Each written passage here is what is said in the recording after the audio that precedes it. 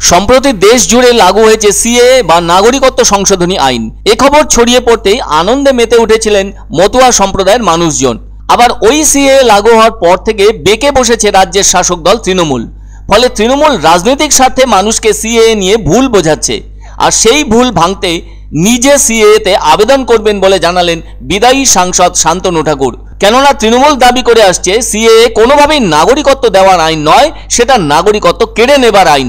তাই সিএএতে আবেদন করলে বেনাগরিক হয়ে যাবেন মতুয়ারা, আর সেজন্য সরকারি সমস্ত সুযোগ সুবিধা থেকে বঞ্চিত হবেন তারা। এরপর মতুয়া সম্প্রদায়ের একাংশকে সিএএর বিরোধিতা করে পথে নেমে আন্দোলন করতে দেখা যায়। আর তাই ওই সব বক্তব্যকে কার্যত উড়িয়ে দিলেন কেন্দ্রীয় জাহাজ প্রতিমন্ত্রী শান্তনু ঠাকুর। তাই মঙ্গলবার বনগাঁর বাটার মোড়ে বিজেপির trade union relation cell Bongaon সংগঠনের পক্ষ থেকে একটি সভার আয়োজন করা হয়েছিল। সেই সভাতে বক্তব্য রাখতে গিয়ে শান্তনু ঠাকুর বলেন, সিএএর নোটিফিকেশনে কোথাও বলা হয়নি আবেদন করলে নাগরিকত্ব কেড়ে নেওয়া হবে বা বেনাগরিক করে দেওয়া হবে।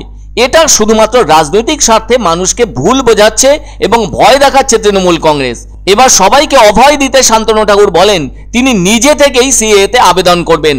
আর ওই সভা শেষে সাংবাদিকদের সামনে শান্তনু ঠাকুর বলেন, ওরা কেউ মতুয়া নয়, তৃণমূলের দালাল, সেই দালালগুলোকে ফিক্স করা।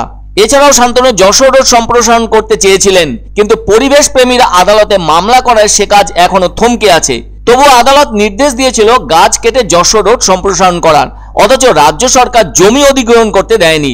শান্তনু ঠাকুর বলেন, এই মুহূর্তে যশোর রোড সম্প্রসারণ করাই আমার কাছে একটা বড় চ্যালেঞ্জ, আর আমি সেটা করেও ছাড়বো। সিএএ লাগু হওয়ার পর কেন্দ্রীয় প্রতিমন্ত্রী বলেছিলেন নতুন নাগরিকত্ব সংশোধনী আইনে তার আবেদন জানানোর কোনো কারণ নেই, কেননা তিনি এদেশেই জন্মেছেন। কিন্তু তৃণমূল সিএএ সম্পর্কে ভুল বার্তা দিচ্ছে মানুষকে, সেইটাই তার কাছে চ্যালেঞ্জ হিসেবে গ্রহণযোগ্য হওয়ায় তিনি তার আগের সিদ্ধান্ত থেকে 180 ডিগ্রি ঘুরে স্পষ্টভাবে জানালেন সিএএর জন্য আবেদন জানাবেন তিনি। এর মধ্য দিয়ে মতুয়া সম্প্রদায়ের মানুষের কাছেও তিনি তুলে ধরতে চান যে তৃণমূলের পক্ষ থেকে বলা সমস্ত কথা সম্পূর্ণ ভুল, কেননা সিএএর দ্বারা বাতিল হলে তো তার সবকিছুই শূন্য হয়ে যাবে। এর ফলে তিনিও দেশের নাগরিকত্ব হারিয়ে ফেলবেন, কোনো ধরনের সুযোগ সুবিধা তিনিও পাবেন না।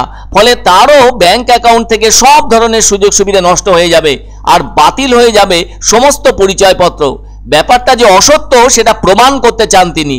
তিনি সিএএ চালুর সময় বলেছিলেন যেহেতু তার বাবা মা সহ তিনি নিজে এদেশেই জন্মেছেন, সেজন্য তার সিএএর ব্যাপারে আবেদনের কোনো প্রয়োজন নাই।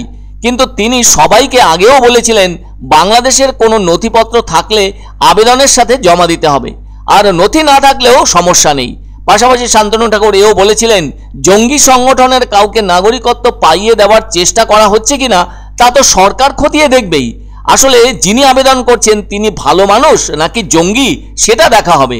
অন্যদিকে মুখ্যমন্ত্রী নিজেও জানিয়েছেন যে কোনো মূল্যে এ রাজ্যে সিএএ আটকাতে তিনি মরিয়া, সেজন্য সিএএ বিরোধী মিছিলে হেঁটেওছেন।